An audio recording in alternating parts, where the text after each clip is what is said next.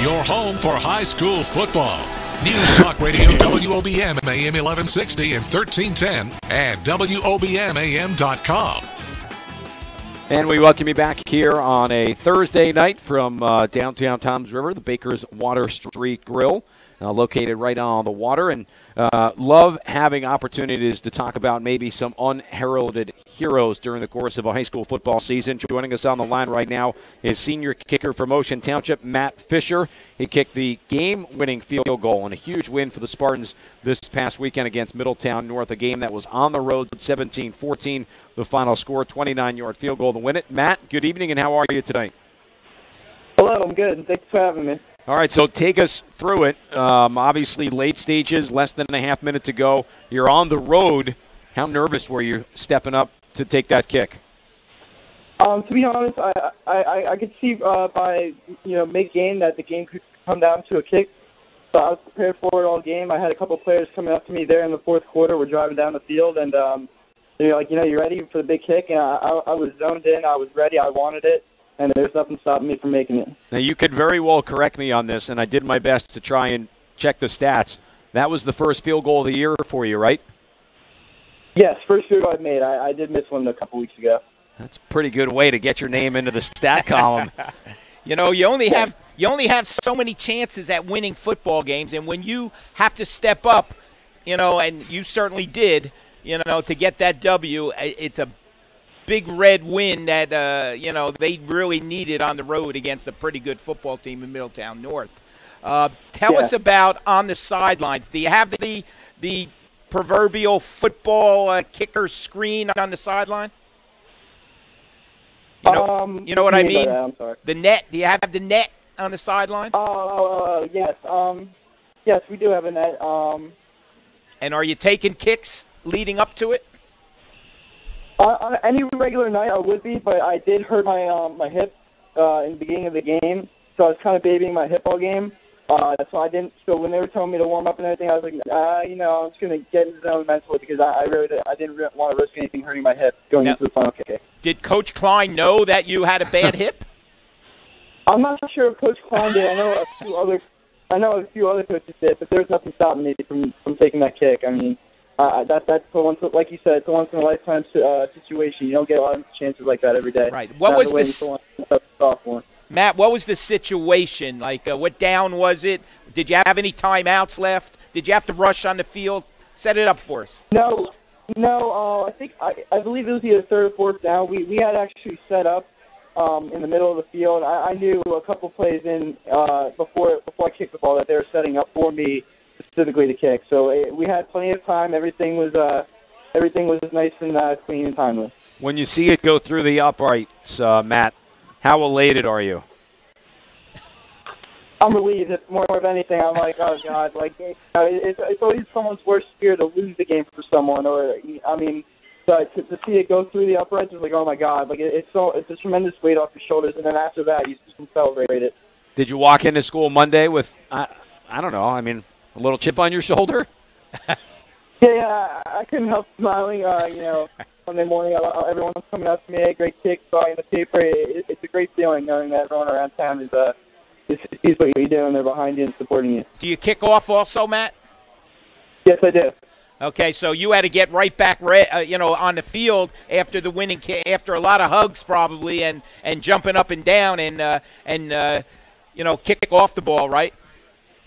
Actually, I had hurt my hip on that final kick, so our quarterback, Kenny Pickett, stepped in and threw the ball down. There you go. Matt, this is a great story. Congratulations so much on, I'll say having your moment, because you never really know when those are going to come, and to be able to convert. And as Ed said a minute ago, getting your team, it turns out, that's a huge win for you guys. You go to 4-1. You obviously don't want to go to 3-2, and you kind of keep a little bit of momentum rolling that you've picked up over the course of the last couple of weeks. So congratulations on that moment. Good luck this week against Long Branch, and thanks so much for giving us a couple of minutes here tonight. Thank you again. Thank you so much for having me on the show. All right, appreciate it. That is Matt Fisher, senior kicker for Ocean. Talking with Matt Mascara on earlier at Middletown South, just saying at the next level, if he's going to go be a kicker it's a different life. And from what we know, Matt, gets involved with some of the other things, but his main role on that Ocean team is to make sure that he kicks. He had a couple of field goals I could find from last year, but to have your first make field goal this year come in week 5 of the season, and you got to win the football game for your team, that's a great story and a great moment. And injured while doing it, right? I mean, playing with a bad hip, had not taken any kicks. I mean, when I worked the sidelines, Matt, in our games, I mean, that's all those kickers are doing down there. They're kicking into that screen, into that net. They must take 100 kicks, and I see it at Monmouth University all the time. Those kickers there, the punters punting into the net, the kickers are kicking into the net, and then finally to get the call and to go out there and with the game on the line, I give Coach Klein credit, because somewhere in the back of my mind, I sort of think that he knew that Matt had maybe a bad hip, and the kick maybe might have been questionable. But the alternative sounds like they set it up for him, right? The alternative didn't sound a whole lot better, though, I guess. No. And as we said, it's an Ocean team that came in very highly regarded on the year, had that Week 3 loss to Red Bank, and it was kind of a stop the presses moments in a way. One team in Red Bank, you kind of wake up and realize they're a pretty good team. In Ocean, in a loss, maybe that no one really expected, but now back-to-back wins against Manasquan and Middletown North. They've got their longtime, almost traditional rival with Long Branch coming up this weekend. That's always a battle between those two schools, and to get that one and maybe this one going into this week, really important because they'll wrap up with a couple of games on the road coming up. Yeah, it's a good football team, the Big Red. I mean, they've got one of the top running backs in the state, Tyler Thompson, heavily recruited Division I prospect, coming off the broken leg. I mean, they are a good football team. Got that early season loss, but seems to have recovered from it. Not too many tough games left. They do play Red Bank Catholic somewhere down the road down there, but they're going to make the playoffs for sure. Now, it'd be a good story if that turns out to be a win that Ocean Township needed to get themselves into the playoffs right now in pretty good shape in Central Jersey Group 3. They've got 59 points overall. We'll take one more timeout. When we come back, we'll talk Monmouth University football. Ed and I will wrap it up, kind of doing our own little peek at what's going to take place Week 6 of the high school football season. Just continuing to fly by. We're back in just a couple of minutes. The Thursday Night High School Football Show here from the Water Street Grill in downtown Toms River on the Shore Sports Network. Water Street Bar and Grill in downtown Toms River is the ultimate sports bar. With 32 HD TVs, Water Street brings you all the action of every football game. Located right on the water, Water Street is the perfect place to enjoy the finest views of the shore. Whether you want to grab a few drinks with friends, catch your favorite game, eat a delicious meal, or enjoy live entertainment every Friday and Saturday nights, Water Street is the place for a good time. Located across from Huddy Park on Robbins Parkway in downtown Toms River. Visit them at bakerswaterstreet.com. For the latest high school football news, visit shoresportsnetwork.com. News Talk Radio, WOBM AM 1160 and 1310, and WOBMAM.com. And we welcome you back here. Last segment coming up. That was our last commercial break, so we'll take you right till 8:30.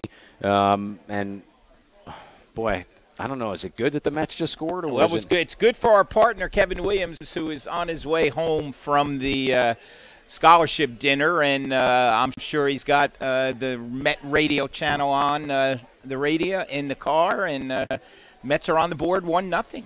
All right, well, let's see if we can get head coach of Monmouth University football, Kevin Callahan. I believe he's on the line with us right now. And, Coach, it's just Matt and Ed tonight. Kevin with the week off. Hawks with a big one coming up on Saturday afternoon against the 22nd ranked team in the country, the Liberty Flames. And, coaches, I say good evening to you. One thing that certainly pops out right away, the schedule certainly has not been kind over the course of the last couple of weeks.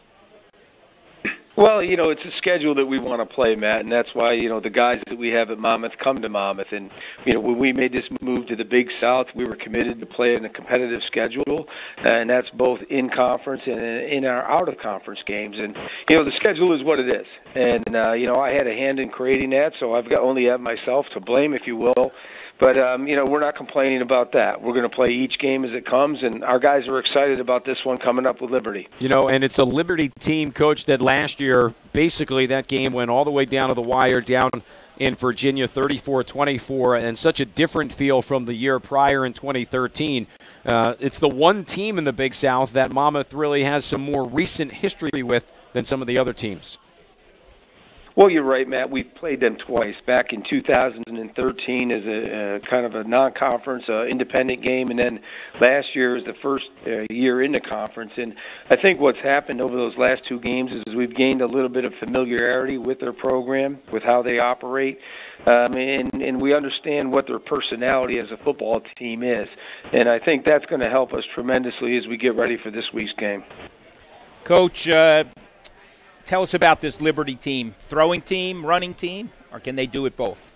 Well, they're a team that does both. They're about 50-50 if you look at all the statistics. They're a team that would like to run the ball. That's what they would prefer to do.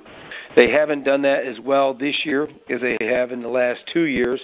But, you know, they've got a tremendous quarterback, probably an All-American type quarterback, two-time Big South Player of the Year, and all-first-team quarterback in Josh Woodrum. He's completing 66% of his passes, and he's got a great group of receivers to throw the ball to. He has four guys who can catch the ball and can make plays after the catch. And they've also got a talented running back. You know, they were playing two running backs. One of the guys was injured last week and will not be available for the game. But the other guy is very, very good. We've played him, Desmond Rice, the last 2 years. Talented, explosive, has the speed to take it the distance. So, you know, they've got weapons in every part of their offense, and it's going to stretch our defense. You know, we're going to have to play sound pass defense. We're going to have to defend against a big play over the top. They've got guys who can catch the ball underneath and run with it, and they've got a good running game. So, you know, we're going to be testing on the defensive side. And then over on their defense, I think their strength is in their front seven. It's a talented group. It's an experienced group. They have 18 sacks on the season through 6 games. So they can get up the field and they can get after the quarterback. Where they do have some inexperience is on the back end. You know, their secondary has a lot of new faces in it from a year ago. That doesn't take anything away from their effectiveness. They're just new, and they don't have quite the experience of the secondaries we've seen from Liberty in previous years. And this is also a program, Coach, led by Turner Gill, the Nebraska, right, the ex-Nebraska star, and who has won 3 straight titles and 7 of the last 8. So their program is right at the top of this conference. Yeah, they're right up there at the top, and you know they have. You know, we're down there the last 2 years. They have outstanding facilities, and you know what I can say about their team is that they're extremely well coached. They're a talented group of athletes on the field. They typically do not make any mistakes to hurt themselves.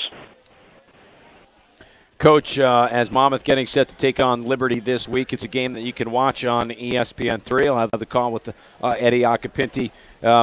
Coach, a little bit more specific, obviously, to Monmouth. Coming off a tough loss last week at Charleston Southern. Talk a little bit, obviously, about some of the young players that have really been thrust into the fire a little bit for you. I know probably for coaches it might be a little bit frustrating because you're anticipating going into the year other older guys playing, and now at this point, is it starting to turn the corner a little bit where those young guys are at least starting to feel more comfortable knowing that they are going to be the ones that are on the field? Well, I think it is, Matt, and I think it has. We've seen that evolution take place over the last 6 weeks. You know, if you look at last week's game on the defensive side, I think we were a little bit unsettled early. We suffered a little bit on the perimeter and our run support on the defensive side, and then guys started to overcompensate a little bit and do not their own job, but try to do more than one job. And I think that's a sign of inexperience. That's a sign of, you know, just trying to make plays. And I think one of the things that we've emphasized with our young guys, where we're playing 2 freshman defensive ends, a freshman linebacker, and 2 freshmen in the secondary, is that you've got to relax and do your job and focus on what you have to do. So I think we're making strides there. And then over on offense, as you know, our receiving corps is extremely young. And they're learning each and every week. And there's things that, while the weather last week wasn't conducive to throwing the ball, you know, they're learning how to go out and make plays and create plays for themselves. Coach, we continue to talk each week about Mike Basile, okay? I'll bring his name up again. He leads the conference in tackles. He's first in solo tackles, third in the overall NCAA. I mean, this kid is a football player. What makes Mike from his safety position so tough? Tell our listeners. Well, how we're using Mike is we're using him as kind of our down safety, or the safety that we're getting down in the box a lot. So he's around the football. But Mike has a tremendous football mind. He's very instinctive. I could see that when I watched him play in high school, not only in football but in basketball as well. He always was able to put himself in a position to make plays, and he's continuing to do that. He did that a year ago for us as a freshman, almost immediately upon his arrival at Monmouth in camp, and he's continued to do that this year. And I think what Mike's working on right now, I know what Mike's working on right now, is just fine-tuning his game, making sure that while he's putting himself in position to make plays, he's not taking himself away from other responsibilities in the defense, and he's doing a very, very good job of that. And Coach, the one thing about Mike this year, with so many young players in the back playing, Joe Johnson at the one corner spot as a senior, but really other than that, it's Mike that's had to take on a whole lot more responsibility in terms of just being a leader back in that back four. Well, Mike is, obviously you mentioned Joe from Manchester, and he's kind of the older, experienced player in the position, the only older, experienced player in the position, and he has the leadership role. But, from the safety position, we rely on those guys to make a lot of the calls and make a lot of the adjustments, and Mike is the guy doing that. And you might say, wow, that's a lot for a sophomore to do, but it's something that he can handle and something that he has handled very well. And we just give him an awful lot of responsibility for a young player, and he's shouldered that responsibility, and he's performing on the field. Coach, one more on Liberty. The Flames coming off maybe a surprising loss last week, at least just to the eye test, getting beaten by Gardner-Webb on the road 34-20. Take it from a coaching perspective. Would you anticipate that this is a Liberty team, obviously knowing that 2 losses probably going to be pretty difficult to win any part of the league championship, and a team that has championship aspirations? Do you expect an angry football team this week coming off a loss? Without a doubt. They're going to have an edge to them. They know that a second loss is probably going to put them out of the conference championship. They've got to come back in, and they're 0-1 in the conference right now, as we are, and they've got to get themselves straightened out. But you know what? We have to get ourselves straightened out too, Matt. We have to get that first conference victory, and that's what we plan to do this weekend. And you mentioned the Gardner-Webb team. A year ago, early in the season, I thought they were the best defensive team in our conference. Then they had a tremendous amount of injuries throughout their defense, and by the time we played them at the end of the season, it was a different football team than started the season. Now that they've got a lot of those guys back, they're returned, they're healthy this year, I saw a tremendous defensive effort against Liberty, and it's a defensive effort that I think we can go out and do the same thing this weekend. Coach, one more for me before we let you go. Levon Chaney ready to move into 10th place all-time rushing yards. Tell us a little bit about that. Well, as you know, Levon, when you look at him, he doesn't have imposing physical characteristics. He's kind of on the diminutive side. But I'll tell you what, he's thicker and he's tougher than most people give him credit for. And Levon's a guy that we can rely on at any time to give him the ball, and we know he's going to get positive yardage. And he's a guy that we rely on not only in the run game, but also in the pass game. A year ago, he was our all-purpose yardage leader. He was our second leading receiver and leading rusher. And we're just trying to find ways to get Levon the ball because he's going to produce for us. Coach, big one coming up on Saturday. Appreciate the time as always here tonight. Looking forward to seeing you guys get back at it. Start of a 2-game homestand. Liberty on Saturday, Coastal Carolina the week after. Appreciate the time as always, and we'll talk to you down the line. Thank you very much, guys. Appreciate it. That's the head coach for Monmouth, Kevin Callahan. Hawks will try to go to 3-4 in the year, pick up the first win in conference play this year, and it'll be against the Liberty Flames, a game that this week you can watch on ESPN3, not listen to on the Shore Sports Network. Ed, we've got a couple of minutes here before we get off. Did that on purpose. Want to talk about some of the key matchups, which we've been doing during the course of the night, obviously. But I know you had a couple of games that you wanted to spend some time on that we haven't talked about quite yet. Yeah, that other big game for me that we didn't have really time to ask Bobby about is Modern Day at Shore Regional. You know, Shore is always flying up the radar, under the radar, and 4-0 right now. Had the bye week, which probably comes at a good time right in the middle of the season, but they come back against a pretty good Modern Day team. They do get them at home, which helps, the new turf at Shore Regional, but that possibly is a little trap game for Shore Regional. Got to be alert there. Yeah, interesting to see the schedule as it looks right now for tomorrow. Keyport playing at Asbury, Freehold Township home for Marlboro, Middletown North is at Howell. Donovan Catholic entertaining Lakewood. Manalapan and Middletown South. Raritan will play at St. John Vianney. Rumson home for Manasquan. Homedale at Matawan. Jackson entertaining Brick Memorial. Jackson Memorial entertaining Brick Memorial. Toms River North at Toms River East. RBC at Red Bank Regional. That is our game of the week, with pregame show set to start at 6:50. Kickoff at 7 o'clock from the home of the Bucks. Ocean entertaining Long Branch. Modern Day at Shore. Manchester at Central Regional. Barnegat entertaining Point Pleasant Borough. Jackson Liberty on the road at Pinelands. The Saturday slate, which is a little bit light with just 6 games. Freehold Borough home for Wall. Brick at Lacey. Neptune entertaining Colts Neck. Point Beach at Keensburg. Southern home for Toms River South. JFK Island will play at Monmouth Regional. And one game on Saturday that I think is pretty interesting. Toms River South has an opportunity with a win over Southern to go to 4-1 Yep. on the year. Talk about surprise teams. I would think if they get to 4 wins through 5 weeks of the season, that's got to be a little bit of a, not shock, but surprise. No, I think that's a pretty good, very big surprise, if not a shock. Of course, they do have some big A-South games coming up against the Powers, but 4 wins may very well get you into the South Jersey picture down there in the playoffs. Real quick, I'll review. We got a minute or so, right, Matt? They only count the top 7 games of 8 on your schedule. So, in other words, they take the first 8 games. You get to pick 7 of them. That's the record you carry into the playoffs. And, it's a crazy system, and there's all kind of point totals. Check my blog out this week, and I'll have a pretty good rundown of the point structure and the playoff teams that you should look for, coming up. Good plug as well. Talk about our website. It's a great source for high school football, high school soccer, both on the boys and the girls side. Check it out at shoresportsnetwork.com. We started the night talking 8 undefeated teams, 8 teams still looking for wins. We'll see next Thursday how different that is. Want to thank our guests tonight, Steve Antonucci, Matt Mascara of Middletown South coming down, Nick Giglio from Red Bank Regional, Matt Fisher, the kicker from Ocean, Bob Batters, of course, from the Shore Sports Network, and Kevin Callahan, the Monmouth University head coach. Our staff doing a great job as always. Zach Collins back in the studios. Tom Tremblay here is our on-site engineer. For Ed Saraluca, I'm Matt Harmon.